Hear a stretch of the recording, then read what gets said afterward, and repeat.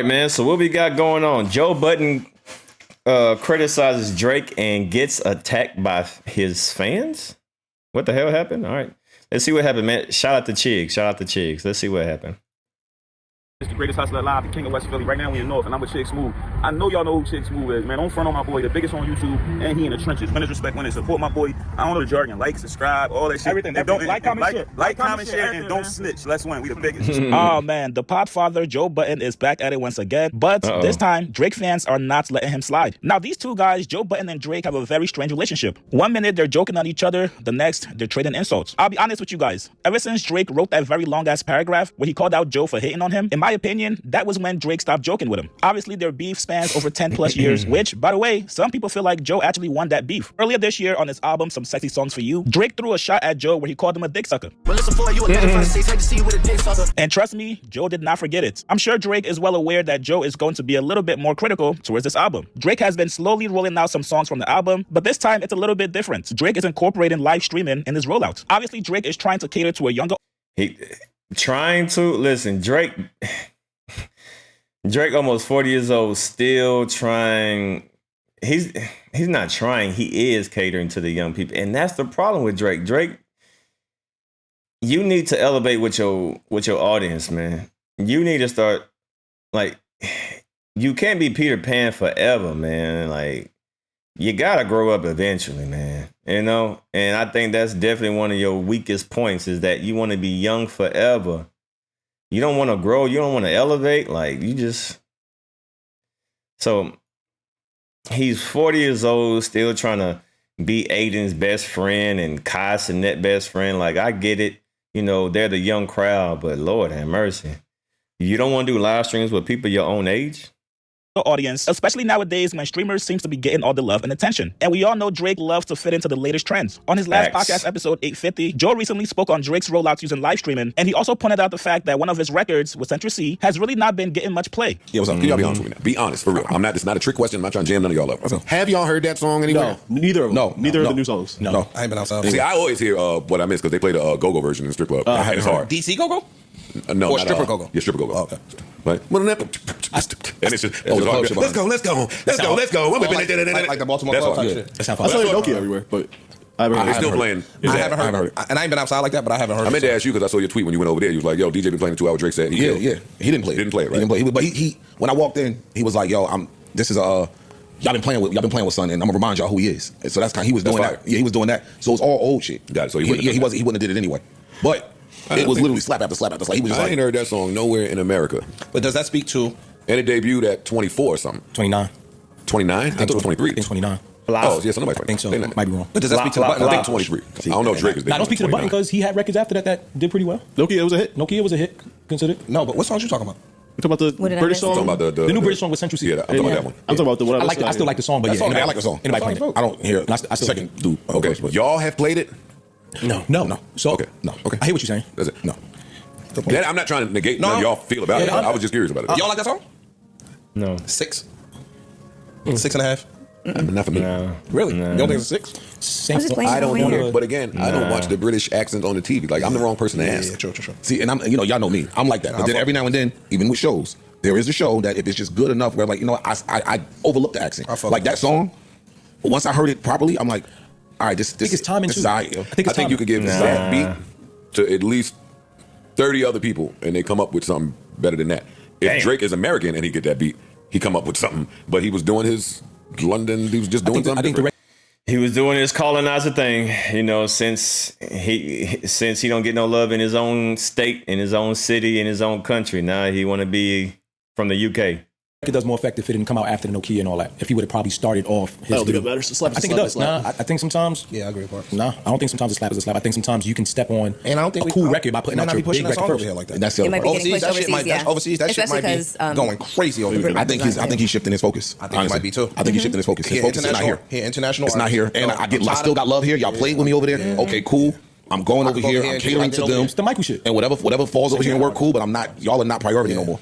Okay, but is Iceman gonna have something for us on there? I disagree. I don't know. I don't know.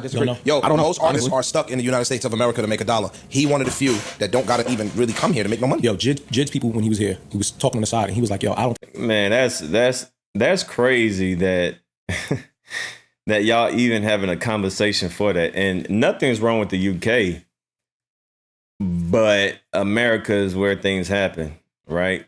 I know, look, much respect to UK and everything, but, you know, in order to get, you know, I wouldn't say the main buzz, because every country has their, you know, thing going on, but America, where it's at, all right?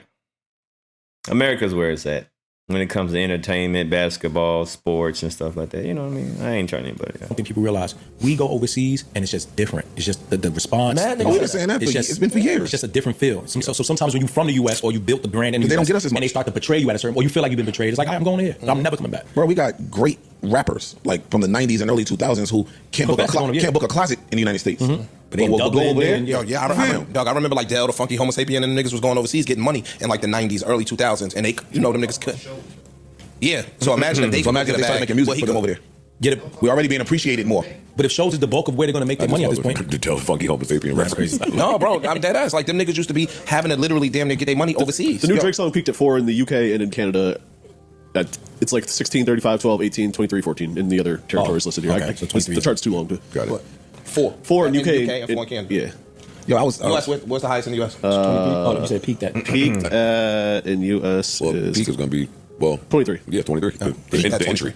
Yeah, and That's the entry. That's the peak. Flop. Yo, I Don't was have to peak where it starts. No, it could go. But there's nothing indicating right now that record is. There's nothing that says that. There's nothing that says it. That there's a resurgence. And he doing that live stream shit again tonight.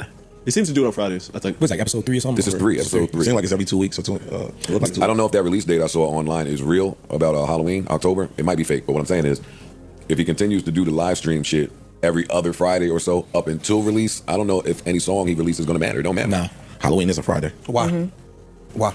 Because the engagement and the build up and the hype from your live stream, he's trying to do some of the streamer shit. So the audience there, if you are consistent with it, they just gonna ride with you. Yeah, and it's gonna be enough to do whatever. Yeah. When your album drop, yeah. come out, you're gonna do. I think it's smart. You're gonna do 700,000 just based off whatever audience you have. It might be smart to not put out an album, period, and just fucking do live streams and singles until. Now you hyping up a project. He's an album artist. And you I would agree with you if he wasn't an album. And I think he's artist. trying to get out his deal. So they said he owed him one more album, right? He's talking about Iceman coming. He keeps professing the project. And he on stage at these shows saying, I have a lot to talk to you about now. Joe then went on Twitter to double down and laugh at a tweet that basically called Drake a streamer. Jason Martin, aka Problem, tweeted saying, "Bruh turned Buddy into a streamer." After seeing Joe Budden post 2 laughing emojis at this tweet, Drake fans said enough is enough, and they went. Oh boy! And you know Drake gonna say something about this in the next song.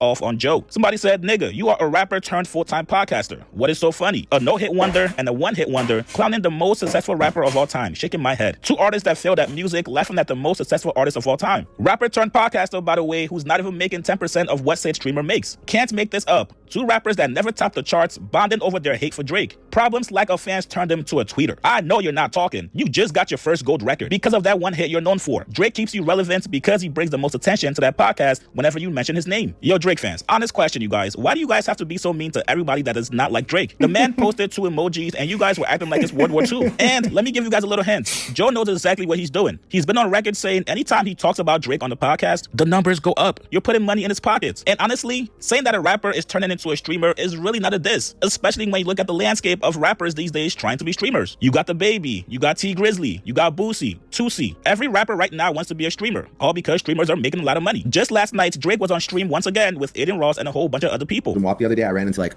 4 guys. They spun the fucking car around. I was like, oh man, fuck, I got booked. And they got out of the car and they were like, yo, Montreal, bro. It was love. Came back Boys, you know? Wait, what time? Wait, where are you right now? I'm outside, daddy. I see. I'm outside, daddy. Right behind you. Are you making music tonight too? I was recording actually earlier. Damn, just like that? Just right in the hotel room? Yeah, I haven't been to a studio in years. What the fuck? I was just recording in a hotel. So if Drake does not care about the label of being called a streamer, why are you guys upset? Listen, man, you guys get in the comments below. Drake fans, please don't be. The thing about Drake is he's forced to be a streamer because his music is not hitting the same. So I get it. He want to transition, and hey, ain't nothing wrong with that. But Drake, your time has come. So this is Joe Budden pretty much just roasting Drake for his new song flopping and becoming a streamer. All right, so y'all leave a comment down below, man. Y'all let me know how y'all feel about this. It's boy DMD signing out.